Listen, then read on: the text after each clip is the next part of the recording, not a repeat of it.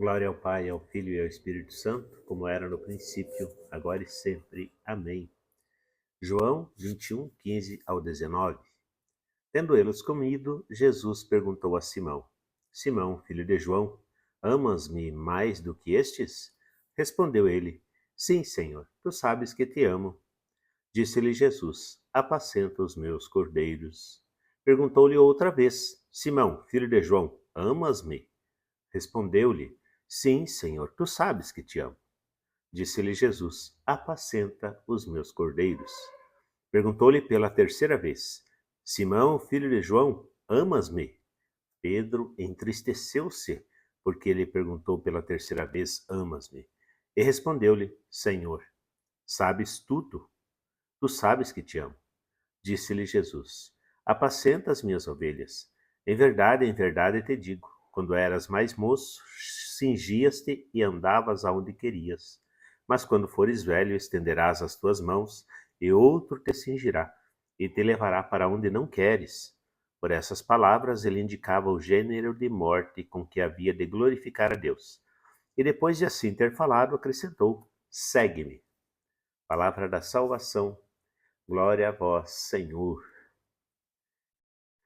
Um trecho bem conhecido de todos nós, o Evangelho de João. Estamos no final do Evangelho de João e Jesus está fazendo aqui, está realizando a restauração de Pedro, né? Então, depois da ressurreição, Jesus dá a Pedro essa oportunidade de professar seu amor 3 vezes, né? Exatamente o mesmo número de vezes que Pedro havia negado Jesus antes da crucificação. E Jesus aí coloca Pedro como líder, né, pelas suas palavras. Essa questão da liderança de Pedro é algo que às vezes algumas pessoas, algumas correntes de pensamento tentam questionar, mas aí nós podemos perguntar por que João colocou esse trecho.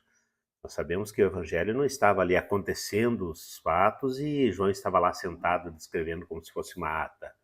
Isso foi relatado depois. E o próprio João vai falar ao final que existem muitos outros acontecimentos e outras coisas que Jesus ensinou que não estão escritas. Se fosse colocar tudo escrito, não caberia, nem em livros do mundo inteiro. Então, se ele colocou, é porque ele e os apóstolos já havia ali uma consciência, uma memória coletiva, um entendimento coletivo de que esses fatos eram importantes e diziam alguma coisa para eles e para a posteridade. Então, nós percebemos aí esse esse desenrolar de acontecimento, esse diálogo, é quase como se fosse ali uma liturgia, um ritual. Jesus perguntando a Pedro, então, fazendo as 3 vezes a pergunta se Pedro lhe amava, né? E esperando, então, recebendo de Pedro 3 vezes essa confissão, eu te amo.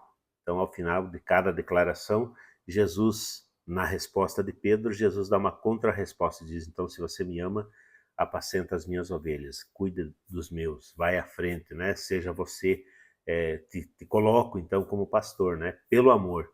É interessante essa questão do vínculo do amor também, né? Então, essa reabilitação que Jesus faz de Pedro, diante das 3 vezes que Pedro nega, a fogueira, que ali está também, né? Lá Pedro estava se aquecendo na fogueira quando é perguntado sobre se conhecia Jesus. Então, é muito interessante porque é uma reabilitação pública, então, né? Libertando Pedro da culpa e da vergonha. Embora Pedro fique meio impaciente na última, na terceira vez, mas é isso que Jesus faz.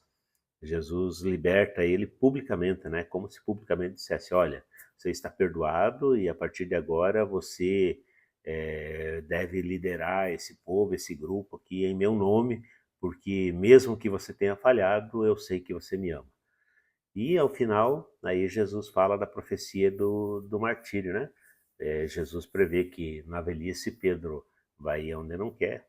Isso até certo ponto é normal na velhice, né? Quando ficamos às vezes limitados. Mas Jesus ali deixa claro então que Pedro vai ser levado onde de repente não gostaria de ser levado, que vai depender de outras pessoas e que mesmo amando a Jesus, ele não vai escapar do martírio, não vai escapar da dificuldade, não vai escapar da provação. E vai glorificar o nome de Jesus, vai glorificar a Deus nessa situação também, em todas as circunstâncias. Então, ao final, Jesus vai falar, segue-me. Né? Segue-me, quer dizer, vai fazer o mesmo caminho de Jesus. Jesus também fez o caminho do martírio, da paixão, do sofrimento, para chegar na glória. Esse é o caminho de Pedro, esse é o caminho de todos nós. Deus abençoe, ilumine e conduza você todos os dias. Em nome do Pai, do Filho e do Espírito Santo. Amém.